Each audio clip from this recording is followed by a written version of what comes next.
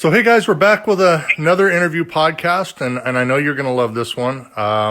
We have Boze Bell back on the phone, and today we're going to be talking about his art. And if you are a subscriber to True West Magazine, or if you love Western history and authors and researchers and books, you've seen his artwork everywhere. And I'm fascinated by the process. I'm a process person, and so he's got the way he draws and the details that he brings out in his artwork is amazing. And I had to ask him about it, and he's agreed to come back and talk to all of us and share about how he became an artist and what he does to put a picture together. Of course, I want to thank the folks at True West Magazine at truewestmagazine.com. I urge you to become a subscriber because it really is like an extension of Bob. You'll see all of his artwork in there, plus some of the best articles. In fact, the best articles in Western history are on True West Magazine, so you can check them out at truewestmagazine.com. Thank the folks over at Wild West History Association. You can find out about them at wildwesthistory.org.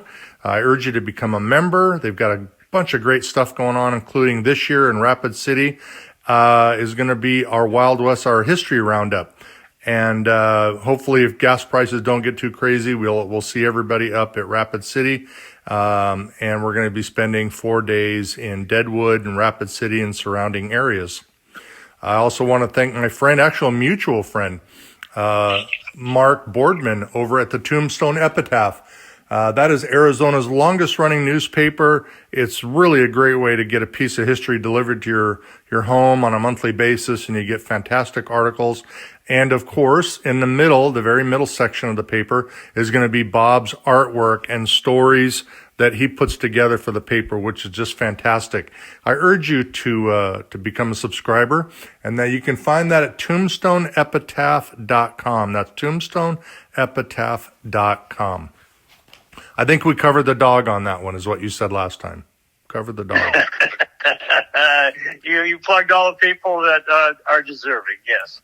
Well, I've asked you before about your artwork because the details that you put into it and the way the art is put together. And you mentioned the last time we spoke about how you'll whip out, correct me if I'm wrong, like 6 to 10 pictures a day.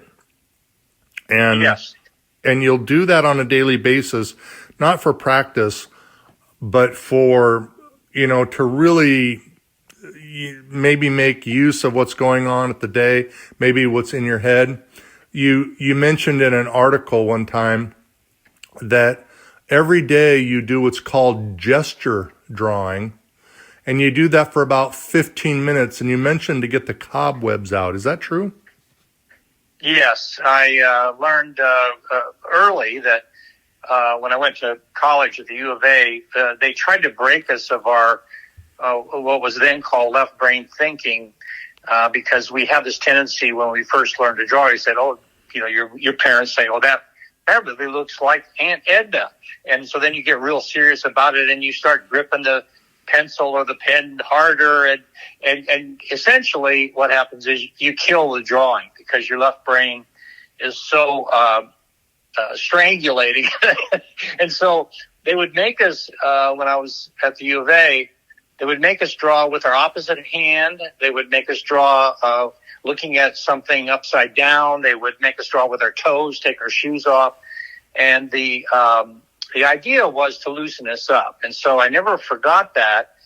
And then probably 15 years ago, a fellow cartoonist said that offhandedly that every artist has 10,000 bad drawings of them. But I thought about that and I said, that's probably true. And then in kind of a overproducing kind of way, which I could do, I thought, I'm going to prove that. So I arbitrarily just decided I would do 6 bad drawings a day. And by bad, I mean, I wouldn't care about the outcome, just draw. And so gesture drawings dovetail into that, because gesture drawings is what we would also do when I was in college. Was you would just draw the movement. You're looking at a model. You just draw the floor of their shoulder, and don't worry about it being right. In fact, that's the enemy of good art is worrying about it being right. And yet you have to get it right. And so it's a slippery slope. But anyway, I probably over-explained that, but that's my mantra. But if you do and I'm going to ask you about, I'm not going to spend a lot of time on this. How much of your artwork goes in the trash? Does it, or do you, and the reason I say that is, I wish this was video because I could show you. I'm looking right now at an art desk that's cluttered with, let's see, 1, 2, 3, 4, 5, 6, 7, 8 pictures in progress. And what'll happen is I'll hit a wall on one, and I'll go, God, I don't know if that's going anywhere, and I'll just put it aside and start another one. And then often I'll come back and I'll find a picture that I had given up on 2 months ago, sometimes longer. And I'll say, I see a way out of that now. And so I pick it up and I go at it again. And so I would say half of all the drawings never make it to final. And I can prove it to you by my garbage cans at the edge of the studio. But the idea, or at least my concept of trying to chase art that works, is keep going. You'll get there. Don't worry about it. Just keep doing it. And I'm often surprised that the ones that I had the least faith in turned out to be some of the best things I've ever done. Well, there was a side photo, and if you guys want to know, and I'm going to mention this multiple times, if you want to see Bob's art and purchase Bob's art, that it is for sale, make sure that you go to bobbozebellart.com. So just like it sounds, bobbozebellart.com. And there is more about Bob than I ever imagined. In fact, I've been on the site several times because it is so good. And there is art for sale, and I urge you to get his art, make it part of your Western history collection, make it part of your living room and your house and your family. And you can do so at bobbozebellart.com. The reason I mention that is there was a side photo taken, and it's in your website, and it's you in shorts working over the table, and I would assume it's where you live now in Cave Creek, and it's your wife took the photo, and it really shows you at work, and you probably at the time didn't know the photo was taken. Is that predominantly how you draw your art? Is, in your shop, your workshop, your office? Yes, that is an embarrassingly good shot because it shows me hunched over. I should probably do more yoga. But every time I see that photo, I go, man, dude, get your neck up a little bit. You're just hunched over, but that is how I work. And it's very close work. But then I also force myself to stand up and work from afar and paint standing up. Like I say, a lot of these lessons I learned early. And most of them are just to break you out of the regimen that we get into, and which kills art. It's the biggest killer of art is trying too hard. And so, but as you can tell, I take it very seriously. I do a lot of art, but the trick is to try to make it fluid, not try to make it loose, and yet at the end of the day, you want to look down and say, well, damn, that's Wild Bill Hickok. But you say that like, your picture where you're stooped over. I look at that and I'm kissing up now as saying that's a genius at work. I don't know about that. It's a guy who works really hard to try to keep his on the bottom rung of the ladder of sanity. Let's put it that way. Well, when you were younger, you mentioned in an article when you were younger that you loved to draw, that you enjoyed the process and putting things together. Was this happening in Kingman, growing up in Kingman, that you started? Or did you go to formal school? How did you go from this young kid in Arizona to this established artist to where you are today? Well, that's a great question. I started drawing very early, and there's a family story that I would ask my father to draw trains, and he said I was like 2 or 3 years old. and he would draw a train, and then I would go draw a train, and I quickly outstripped him, and he said, draw your own damn train. So I wanted to please him. He was a stoic Norwegian father, and if anybody's ever been around Norwegians, you know that, and so I wanted to please him, and that probably is what gave me the oxygen, the gasoline to rev up the tank to go. But then you fast forward, and we were, this was in Iowa, and then we moved to Kingman, and then my grandmother told me how we're related to outlaws, and so I started drawing, I believe, the kid and all that kind of stuff to show to her, and she would critique them and say, that horse's back leg's too short and that kind of stuff. That my mom's side of the family are all cowboys, so I got a lot of critiques on the cattle and the horses and the correct anatomy. So I began to really start to take that serious and wanted to tell stories through drawing. And technically, I'm really probably more a cartoonist than anything, because that was my first love. And I loved Dick Tracy and Flat Top, and I loved the fact that he drove a car and had a frying pan in the back seat and could make eggs. And I just love cartoons, and I fell in love with Zap Comics and Hog Riding Fools by S. Clay Wilson, and I love Art Crumb. And then I did my own underground stint where I did Honky Tonk Sue as a comic strip, which was sold to Columbia Pictures. And so I've had a long career. Now, you mentioned that my work is all throughout True West, and the fact of the matter is that everybody wants to use my artwork because it's free. We don't have to pay anyone. So my good friend Charlie Waters said, hey, don't buy yourself a job. This is when I was considering buying the magazine. And I did. I didn't take his advice, but I got to tell you, I love it because, hey, it's my magazine. If I want to run Crazy Horse on the cover, I'm going to run Crazy Horse. But when you were, it's going to sound so dumb, when you're not the Bob Boze Bell that we know, you drew for National Lampoon and Playboy magazine and others. How did a kid from Kingman end up in National Lampoon and Playboy as an artist? Well, I just spoke to a graduating class at NAU, and I told them that when I was growing up in Kingman, no one came and talked to us. I wanted to be an artist, and I didn't know how, and we were isolated in this town out in the middle of nowhere.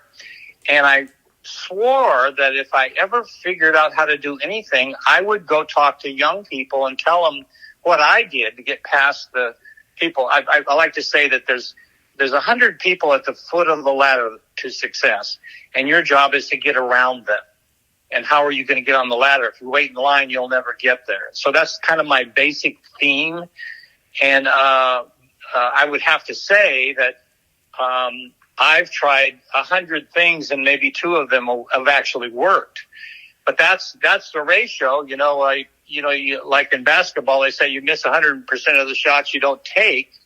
And I saw some stats on Michael Jordan, and it said in the crunch time, he's taken like 1,500 shots, and he only made a third of them. But that's still, he's considered, the superhero because he made that many. And but anyway, that's the point is that how did I get from Kingman to Playboy magazine? Well, it was a long route, but it was sure fun. When you got into Western history, did it change? Were you always doing Western history art, or meaning before you purchased True West magazine, were you dabbling in it? Were you doing it, or were you concentrating on the mainstream? Because on your website, and again, I'm going to mention it, is bobbozebellart.com. On your website is a section, and I didn't write it down, and I should have, where it's all black and white, and it is so freaking insanely great. Like it's period piece, and it's I don't know what section it's in, but it is so good. It's not even, and it's not Western history. Were you focusing on that before you got into True West, or were you doing Western history the whole time? Because that black and white artwork is fantastic. Well, thank you. And here's the arc of my career as it evolves the Old West history, is that when I was 13 and 14, I was head over heels in love with Old West history, and True West magazine was my favorite magazine. Well, then when I got to be 15, 16, the Beatles hit. I was in a band. All of a sudden, rock and roll, girls, Austin Healey's cars took over my life, and I went to college and majored in art. And I was, I would say, I was very urbane. I had a comic strip at the U of A, the Arizona Daily Wildcat, called Dick Matrick. So I was always kind of dabbling in ideas and stories and characters. And then it wasn't until 1989, Christmas, when my mother gifted me The Saga of Billy the Kid by Walter Noble Burns, and that changed my life. I thought I knew the story. I read the book in one sitting. I put it down and I said, I was born to do this. I love the Old West. I always have. I would see True West in the Circle K. We'd be going somewhere and I would go in to get something, and I would see True West sitting there, and it was still being printed on pulp. And I thought, as a kind of a graphics person, I thought, I could do something with that magazine. And one day I got my wish. That was 1999, and so I jumped in with both feet, and that's when I really started to focus on Old West art. Well, I have a quote here from John Bosnecker. And I asked John yesterday about you because your cover on his book, I think it was Harry Morris, and the other one was Bob Paul, When Law Was in the Holster. And this is what Bob said. He said, Bob's artwork is amazing and extremely accurate to the times. How do you, if a writer or a historian comes to you and says, I'm thinking of a book, or I'm thinking of a script, or I'm thinking of whatever, and I'm doing it about a person, and they say, I'd love you to do the cover. My gut tells me that nothing that you do is just a crapshoot. Is there deep research involved? How does a writer go from an email or maybe a phone call to a publicist or to the magazine? How does it become a piece of art on a book? What is your process? Well, some of the worst situations I've ever been in my life involved someone wanting me to do a cover for them. And the reason for that is we all have this idea about what a Billy the Kid cover should look like, or John Wesley Hardin. And of course, the first stop is, well, I want the weapons to be accurate. I don't want them to be wearing any Hollywood style. It's so easy to see when somebody does, I'll see a cover and I'll go, God, they obviously poached that from Randolph Scott. It's like a 40s kind of a look. So that's anathema. You don't want to get caught there. But it's really, that's why I do my own books, because I can agree with myself on what it is I'm trying to portray. But when the other people are involved, usually writers, it gets really dicey, and it's very difficult. And once again, in the magazine, hey, it's my magazine. I can run it. And so a lot of times, we need artwork for, in fact, we're working on a Real Women of the Wild West book right now. And, we need a lot of coverage because so many of the photos are so, bad. We're doing, as a matter of fact, this morning I'm doing a painting of Biddy Mason, and Biddy Mason is an African-American woman who, walked on a wagon train from Louisiana to Los Angeles and became very, prominent citizen there, from going from a slave to being a landowner or a business owner. And, but unfortunately, the picture of her she looks like a mugshot. She looks terrible, she's old.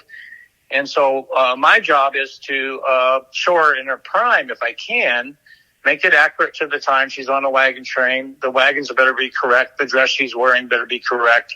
Those are the kind of parameters I deal with daily. But do you go back into the history books and say, like you said, you knew about the photos of her face, but do you go back into the history books and then really research that person? Because I'm going to ask you some Mickey Free questions in a little bit. Like, do you go back into the history books and read to get a feel for it? Or have you, from your years of doing this, already have a pre-picture in your head of, this is what I kind of want to get to. I hope they like it. We'll talk about it later. We'll make some changes, but. Well, let me give an example of, people complain about how awful social media is and the terribleness of what's happening now in the society. But I got to tell you, this has been a treasure chest for me. Here's another. I'm working on Poker Alice this morning, and if you're familiar with Poker Alice, yes, or you Google, there's a picture. I'm looking at it right now, and she's this old woman with a cigar in her mouth, and she was a legendary woman. Well, we want to run that photo, obviously, at the end of the story. This is where she ended up. But what would she look like in her prime? And so Google is absolutely magnificent for an artist. I mean, it used to be in the old days that I'd have to go down to the library, drive down there, park my car, go inside, go to the reference desk. Where can I find books on poker playing in the Old West? Well, go in the Arizona room on the second floor and go to the third thing, and then you go in there and you get it and you open it up, and there wasn't in that book in the back room. Well, now, if you just put in Poker Players 1800 in your computer, in half a second, you've got 300 images to look at, and it's just absolutely fantastic. And I've got printed out here several really cool poker games going, and now I've got to get Poker Alice in there and in her prime, and she's got to be holding the cards. The cards have got to be right.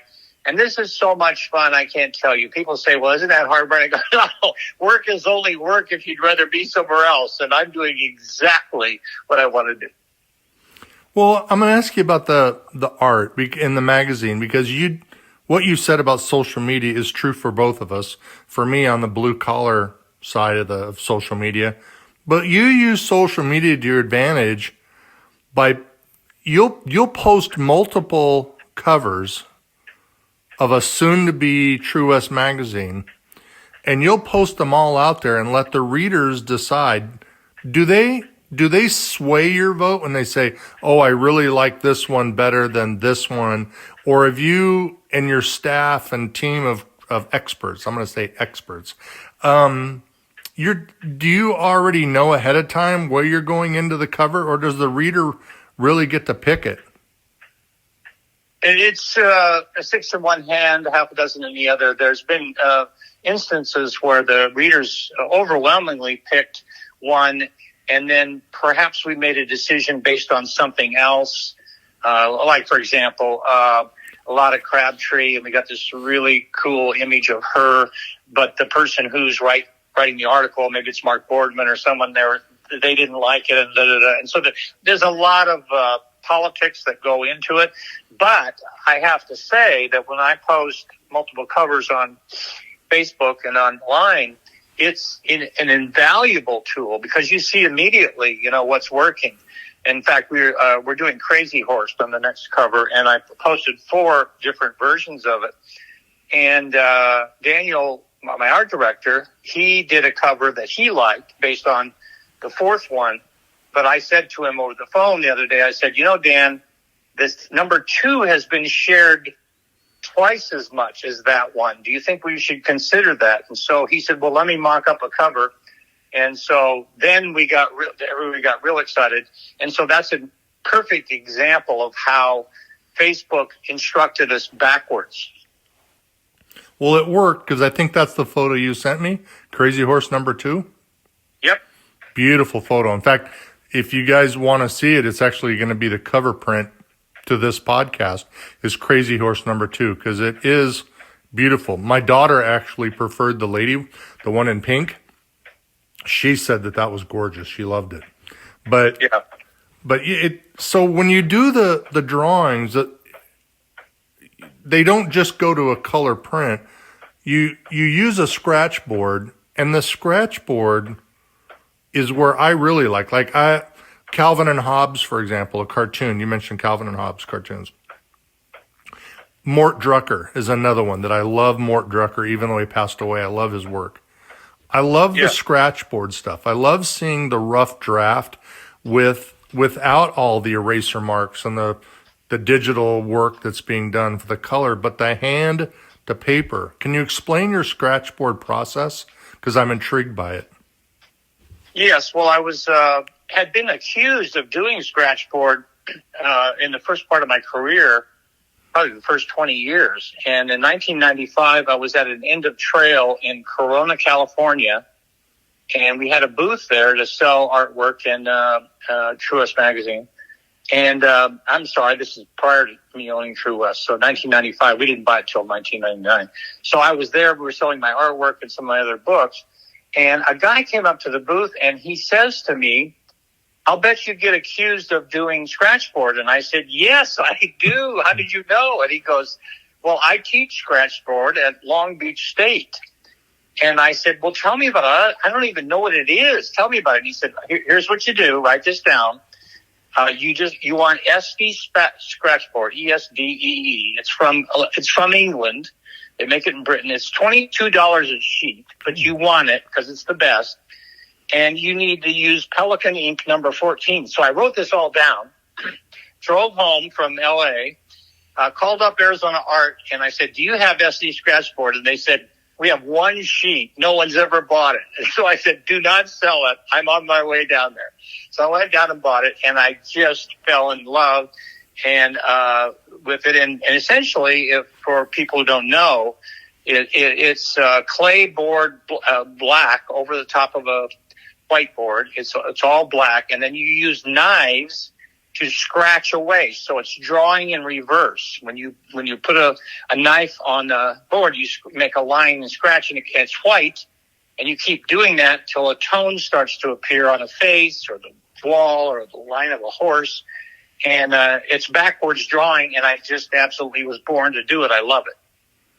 Because the Scratchboard, for me, and tell me again if I'm wrong, is where the artist's brains and fingertips come together at one point to start a drawing, to start a piece of art.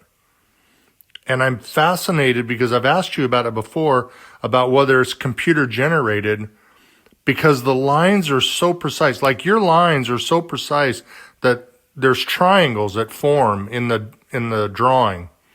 And the triangles are so precise. Like you don't see wavy lines and stuff. I mean, you eventually will see it, but in the original picture of the line, is there a reason that it looks like that? Or is that just, do you start off at the bottom? Do you start off at the eyes?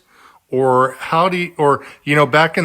I took this art class a long time ago in the back of my, Boy Scout magazine. It said, "You can become an artist." And he said, every drawing starts with a plus, like a plus sign. And that's the part of the face. So if you make a big plus or a long plus or a short plus, in width, then it's either going to be a long face or a wide face. Does that hold true? Is that how you start on the Scratchboard? Not really. The biggest problem is where to start often, which is another reason why you should do gesture drawings or loosen up, because if you wait for inspiration to overtake you to start at a given place, you'll never start. So that's part of the reason to do loose drawings, to open yourself up. But there's an old saw, never start with a face, because it's like a cork in the water. Once you draw the face, then you'll have the body, and it's like it has to connect to and it'll be stifling. So you always want to start with the torso. That's just one of the rules. It's a loose rule that we try to use. And so I usually try to start somewhere I wouldn't ordinarily start with, just somewhere that's interesting to me. And that doesn't mean anything. That's not insurance or anything. It's just a method to get in there. But to answer your question about the diamonds and the geometric effects that happen in Scratchboard, it all comes down to cross hatching. And cross hatching is rarely done anymore. It's an old English, it's an etching a technique. And so, and I actually took a class at U of A. I wish I had taken more. I was just kind of a lark, at the time. But it served me well later when I actually got into Scratchboards. And now I have, I'm sitting here looking at, I must have 10 Scratchboards in various stages of design. And it all comes down to cross-hatching. And if you're just joining us, this is Bob Boze Bell, and we're talking about his art. And if you're wondering, you can get Bob's art for sale, and you can see his images and what he's working on at bobbozebellart.com, bobbozebellart.com, and you can see his art and you can purchase it there, and he'll ship it right. He personally won't, but I would assume they'll ship it right to their door, to your door, and you can begin your collection of Bob Boze Bell art. When I was talking earlier about the black and white photo, or not photos, but the period piece, it's going to be under the section of New Times and Illustrations, because it is phenomenal. There's stuff there that I would have never expected Bob to draw, and it is so good. So really make sure when you get to the website, look for New Times and Illustrations. You mentioned one time, and you did it here with us just now, that you're more of a Billy the Kid fan than the Wyatt Earp fan. But that makes me wonder, what is your go-to? Like, who's the person or figure in Western history that you love drawing the most? Is it Billy the Kid, or is it someone else?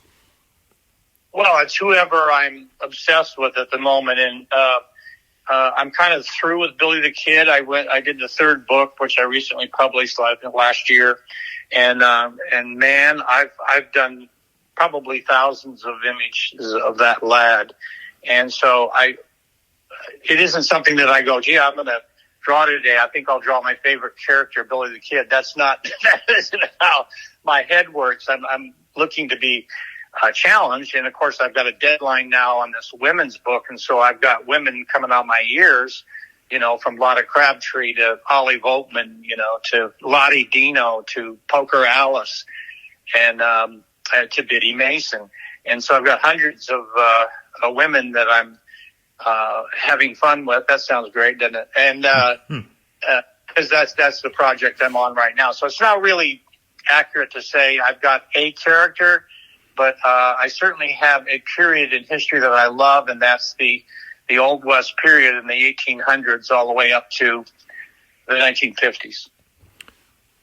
You did a piece about Mickey Free, and I asked you in a question because I didn't understand it, and that was the scar and the eye. Because if you look at a Mickey Free, Bob Boze Bell art, there are things that go into it, the hat, the background, the horse, what he's wearing. There's a style, like you can look at your art, and without seeing the name Boze, you can see that that's a Bob Boze Bell piece. But in the Mickey Free part, you made a point to detail specific things to really make the photo, maybe the word used, make the art pop. Like, it was just like, wow. What was the process for Mickey Free? Was it an article that was being written? And why the eye and that scar? Well, the Mickey Free story has long eluded me, as a matter of fact. And the top secret writer, who's technically Paul Andrew Hutton, we were at a dinner in Tinney, New Mexico, and it must have been about 2004, I'm going to say. So, it's almost 2 decades ago. And we're at a steakhouse, and our IQs are shooting up because we're drinking. And Paul Hutton is across the table from me, and he says, there's like 10, 15 people there, and he says, to no one in particular, the one character that needs a book about him more than any other is Mickey Free, the captive young person who ended up choosing the Apaches and was in the Geronimo Wars, and he's never really gotten his due.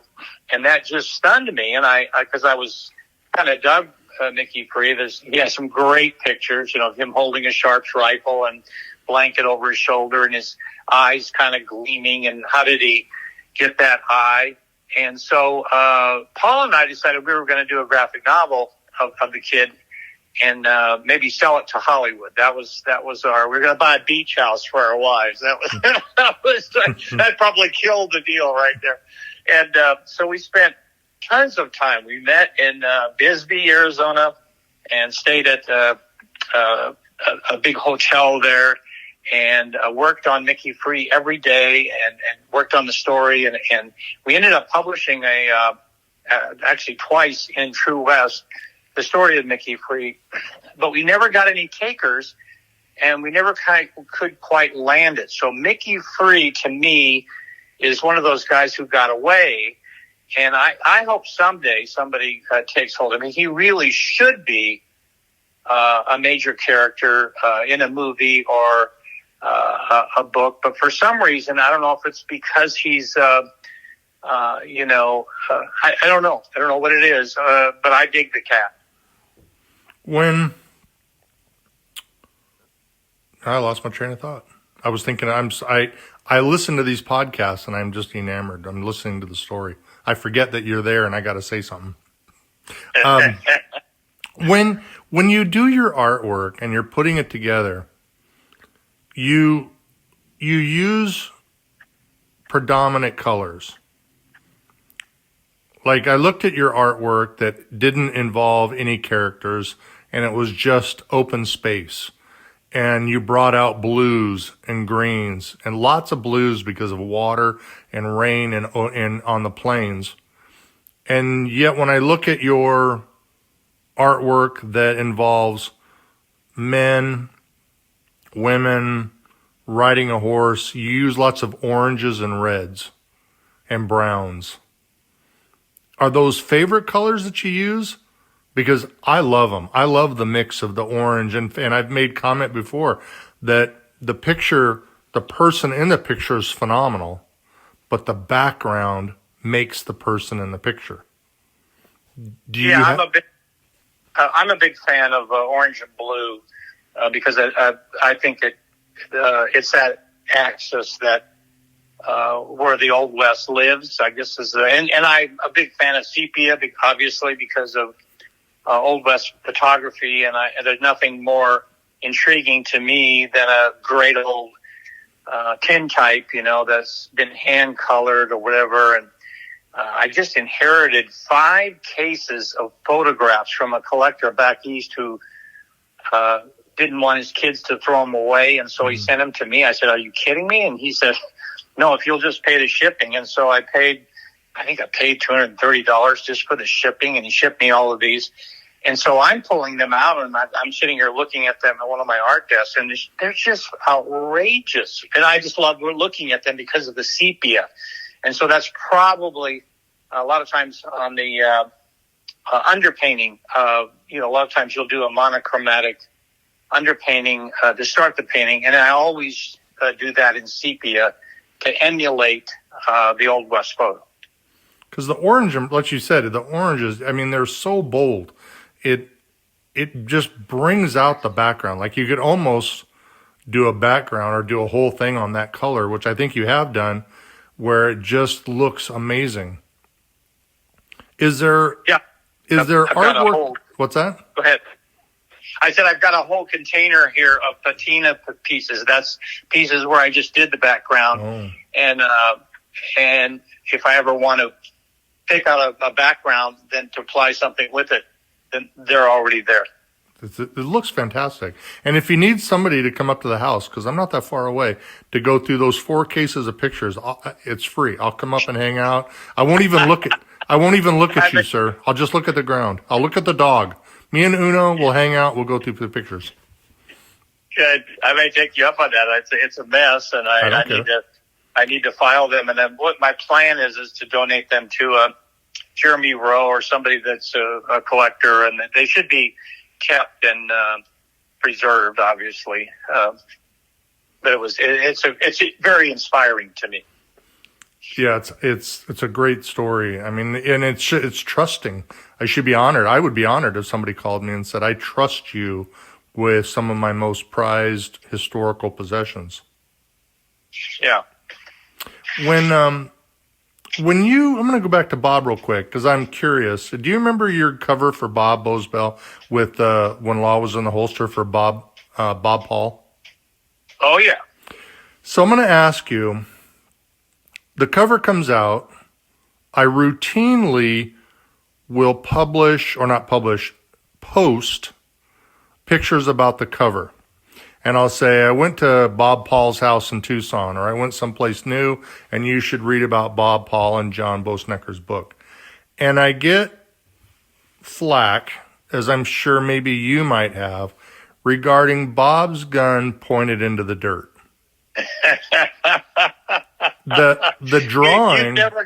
You've never gotten as much flack as I've gotten. Well, can you, what was the decision on that? John and I have kind of briefly spoken about it, but what was the decision on that to point his gun barrel down into the dirt? Because it is a beautiful cover for a book, just fantastic. And then the gun pointed into the dirt. What was the process between you and John in deciding to draw it that way? Well, it was very contentious. I knew it would be. It makes people crazy. Nobody in their right mind would pose with the barrel of their Winchester into the dirt. That is just not done, et cetera, et cetera, et cetera. But as I told John Bosnecker, I said, I can show you hundreds of photos of lawmen posing in a studio, usually, with the barrel down. And as a matter of fact, in the OK Corral fight, one of the witnesses at Hafford's Corner before the OK Corral fight happened said there were about 200 men gathered at Hafford's Corner waiting for the fight to come off. And over next to the Brown's Hotel, the marshal was standing outside with I believe he had the shotgun, and he had it on the barrel on his toe. And I thought, if he did that in the movie, they never did that. So I kind of on purpose did that because I knew it would, first of all, I knew it would get attention for John's book, because it would be, oh, wait a minute, what's this? You can't do that. Well, like I said, I've probably got 25 photos I can put my hands on here, that show them doing it. And I think it's for a perverse reason. I think that those old guys posed with their barrel down just to be contrary. And, that's, partially why I did it, but you're absolutely right. I cannot tell you how many times I've gotten heat over that pose. And yet God bless John Bosnecker for backing me on that. Because it is, I'll post it, and I'm not even the guy that made it. You guys made it, you and John. And I'll post a picture, and then I get lambasted because, you're putting a picture it's historically incorrect. Well, I didn't draw it. I didn't do it. Bob, blame Bob. Yeah. Well, I think that's it. And that brings up a great point, is that there's another thing that drives these experts crazy is I can show you certainly dozens of photos of Texas Rangers, and they have their knife positioned on the same side as their holster. And they say, oh, he just did that. The photographer told him to move it around there. Well, not in 25 photos. I mean, obviously, to me, this was obviously a trend, and guys were cool in 1878, and there were Texas Rangers, was to wear your knife on the same side of your holster, probably because if you're right-handed, you want to be able to grab your knife or grab your pistol with your best hand. That would be my guess. But it drives people crazy. In fact, I am so tired of people who say, I love to post pictures where I go, well, how come you don't see this in a movie? Well, because some costume Nazi said on set, they never did that. They never put their rifle barrels down. And as you can see, I'm a little bit of a rebel, and that just grinds me. Well, you had mentioned that earlier about you not liking Hollywood and what Hollywood can do to art. So that's just another spot where Hollywood gets involved and creates a lie. Yeah, and I don't want to be. I think Hollywood gets beat up too much. There's actually some. We did a cover story several years ago on the 23 most historically correct westerns, and it's a pretty impressive list. I mean, one of them was Arizona, the movie that Old Tucson was built for. And I mean, those buildings are absolutely fantastic. There's Adobe in there, you know. That's one of the things that I don't like about most of the Hollywood, California westerns is all those towns are made of wood. Well, that was true maybe out on the in Kansas and Nebraska, but boy, if you're in the Southwest, there better be a lot of Adobe there, and you never quite see that in movies. Yeah, that's true. And yeah, and you can go out to towns in Tombstone or in Cochise County and see Adobe structures and see very little wood. Yeah. No, Adobe was once you got into the Southwest, you know, we're having that Mexico effect of Adobe was king, you know, and so if you want to be accurate, there better be a lot of Adobe. Do you do art around structures?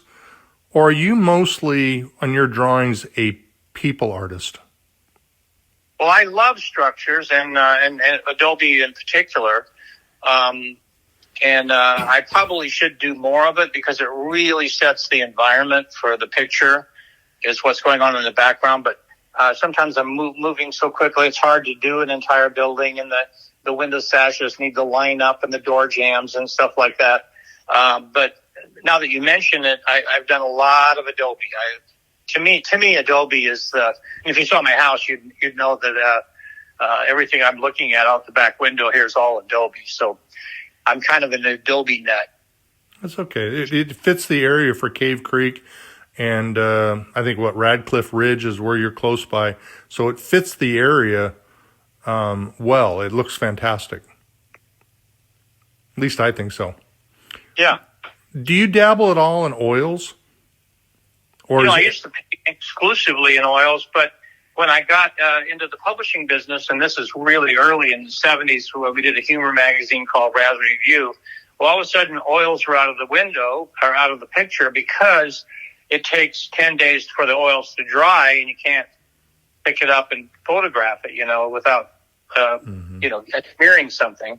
And so I quickly found gouache, which is a kind of an opaque watercolor, which simulates oil but dries quickly. And so I have 10 canvases in the garage still for this idea that I would someday go back to oil, but so far I haven't been able to find the time. Well, I would love to see, you have a photo in your gallery that is the American Indian, and the Indians are racing towards you. You've almost painted yourself in a picture, which is really cool. Like you painted yourself looking at them coming to you. And it's so wide, like it's in the art would be, you know, it'd be down to a 12 by 11 sheet of paper, but it's such a wide piece. I would love to see that in oil. It's just so vast, like the whole war party is coming at you. It's just gorgeous. I would love to see that on oil. Is there a drawing that you've done? We only got a few minutes left. Is there a drawing that you've published? Maybe it went to a writer, it's on his book or her book, and then you look back at it and you think, oh my God, what did Bob do? I want to recall all of it. I have that thought every day. Oh. Go ahead. No, I was expecting you to say, I've only had that once. No, well, there's a couple of famous examples of artists in the Middle Ages who people would not invite them to their house if they owned their paintings because the artist would bring brushes with him and stuff and try to fix pictures that they had on their wall, you know, and these were the masters, you know. So I think it's a long tradition of whenever I see a picture published or at somebody's house, especially at somebody's house, you know, I'll be at someone's house and they've got a picture that Wyatt Earp or whatever on the wall. And I sit there half the time going, man, I wish I could pull that down and fix that nose. That's driving me crazy. And part of the curse of an artist is the work is never done. You can always improve it. And, they say in the movie business that the movie wasn't finished and it escaped, they had to let it go because artists were always trying to improve it. So you do look at your own art because, like, I think Johnny Depp had mentioned in an interview, he's like, I never watch my own movies. He's like, I get that. I totally get that, and it's very difficult for me to look at my own art because, and I get that in terms of a movie because you don't see the story organically. You see what you were doing that day, and the director said, "Hey, try this weird way," and you did that, and they left that in the movie, and then so it's not enjoyable. I totally get that. Well, we have 10 minutes. Do you have anything that you'd like to plug? Anything new? You got some books coming out? Something we can be super excited over? Well, like I said, we're right in the middle of doing The Real Women of the Wild West, and it's over 100 women, and I co-wrote this with Jana Bommersbach. And I came up with the concept in 1994, and the original title was Wild Women of the Wild West. And I wrote a timeline and spent several months on all the key things up to women getting the vote in 1920.